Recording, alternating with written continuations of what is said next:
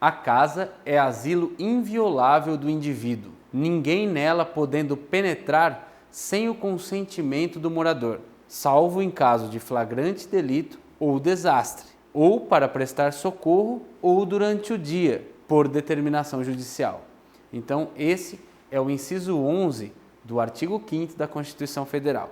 Então, em regra, o que ele vai nos trazer, esse inciso 11? Que a casa é asilo inviolável. E ele traz alguma coisa sobre penetrar também, mas não vamos entrar nesse mérito. A gente precisa falar a respeito da casa, que é asilo inviolável. E está ligado ao direito à privacidade como um todo, que a gente já tratou nos vídeos anteriores, o direito à privacidade. Então o cidadão tem o direito à privacidade. Eu falei isso num outro vídeo. Quando alguém instala uma câmera dentro da sua casa, ela está invadindo a sua privacidade. E a sua casa é asilo inviolável. Não se esqueça disso. A casa é asilo inviolável. Então, esse inciso ele nos traz as possibilidades, né, em que alguém possa adentrar a sua casa, penetrar a sua casa, que é uma palavra muito infeliz usada no artigo, mas penetrar a sua casa. Então, o inciso 11 ele nos traz esse rol de possibilidades, inclusive de violação de uma regra, né? A regra é a casa ser asilo inviolável. Mas quando a gente fala sobre privacidade, a gente precisa considerar alguns aspectos, porque a privacidade ela pode se ampliar e pode diminuir. E quais são os critérios para ampliação ou diminuição desse direito à privacidade? Em regra, um local público ele vai ser menos protegido em relação ao direito à privacidade.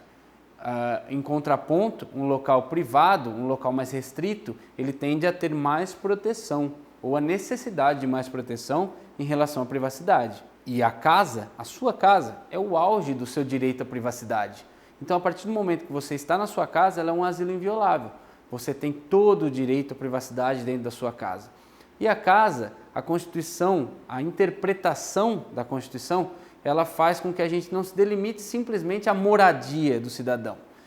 A casa pode ser entendida também como um local de trabalho. Então, você está no seu local de trabalho. A regra do inciso 11 vai valer também para o seu local de trabalho. Então, ninguém vai poder entrar lá, tirar sarro da sua cara, vai poder entrar lá sem um mandato judicial para te prender. Então, a regra da moradia, a regra da casa como asilo inviolável, ela não vale só para a moradia, ela vale também para o local de trabalho, para o domicílio. Ela tem outros aspectos aí a serem considerados para a aplicação da norma. Em regra, a gente precisa considerar aí que dia pode ser o período compreendido das 6 da manhã às 18 horas, né, ou 6 da tarde, ou então o nascer do sol e o pôr do sol, digamos assim. Existem divergências aí, mas em regra você pode ter essas duas interpretações. Então, na dúvida, se você precisar adentrar aí num local de trabalho ou na residência de alguém, vai entre as 6 da manhã e as 6 da tarde, né, digamos assim, ou às 18 horas, né? Vá à luz do dia. Na dúvida, vá à luz do dia. Assim não há dúvidas. Por isso que a polícia, em regra, quando ela vai adentrar no local, na residência, ela vai no período diurno, a não ser nos casos ressalvados por esse inciso da Constituição. Precisamos denotar também os casos de fiscalização. Quando um fiscal chega no estabelecimento comercial, ele precisa pedir autorização para adentrar aquele estabelecimento. Caso o proprietário não autorize, ele não pode entrar sem o consentimento. Ele vai precisar de uma ordem judicial para adentrar no estabelecimento. Sem a ordem judicial, ele vai colher provas ilícitas num processo aí eventual que tiver em face daquele proprietário. Então, chegou um fiscal no seu estabelecimento, você não quer liberar a entrada.